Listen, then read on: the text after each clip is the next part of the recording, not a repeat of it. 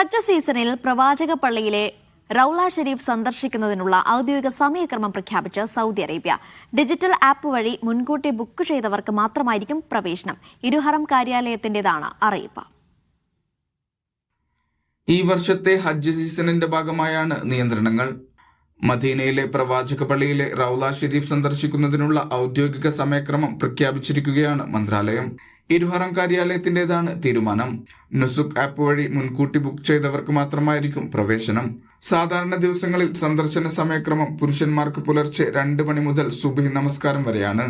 രാവിലെ 11:20 മുതൽ ഇശാ നമസ്കാരം വരെയും പ്രവേശിക്കാം.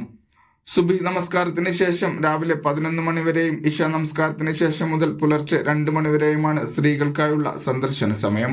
വെള്ളിയാഴ്ചകളിൽ പുരുഷന്മാർക്ക് പുലർച്ചെ 2 മണി മുതൽ സുബ്ഹി വരെയും പിന്നീട് രാവിലെ 9 മണി മുതൽ ഇശാ നമസ്കാരം വരെയും പ്രവേശനം അനുവദിക്കും. സ്ത്രീകൾക്ക് സുബ്ഹിക്ക് ശേഷം മുതൽ രാവിലെ 9 മണി വരെയും രാത്രി ഇശാ നമസ്കാരത്തിന് ശേഷം മുതൽ പുലർച്ചെ 2 മണി വരെയും അനുവാദമുണ്ട്. തീർത്ഥാടകരുടെ തിരക്ക് നിയന്ത്രിക്കുന്നതിനും സന്ദർശനം കൂടുതൽ സുഗമമാക്കുന്നതിനുമായാണ് നിയന്ത്രണങ്ങൾ. Mishal Cherpulassery, media 1, Riyadh.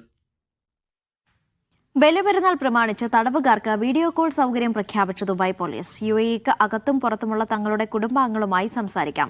പെരുന്നാളിന്റെ ആദ്യ 3 ദിവസങ്ങളിലാണ് ജയിൽ അന്തേവാസികൾക്കായി പ്രത്യേക ഡിജിറ്റൽ സന്ദർശന സംവിധാനം ഒരുക്കിയിരിക്കുന്നത്. തടവുകാർക്ക് മാനസിക പിന്തുണ നൽകുന്നതിലും കുടുംബവുമായുള്ള ബന്ധം നിലനിർത്തുന്നതിനും പദ്ധതി വലിയ വിജയമാണെന്ന് അധികൃതർ ചൂണ്ടിക്കാട്ടി. തടവുകാരുമായി സംസാരിക്കാൻ ആഗ്രഹിക്കുന്ന കുടുംബാംഗങ്ങൾക്ക് ദുബായ് പോലീസിന്റെ സ്മാർട്ട് ആപ്പ് വഴിയോ വെബ്സൈറ്റ് വഴിയോ ബുക്ക് ചെയ്യാം.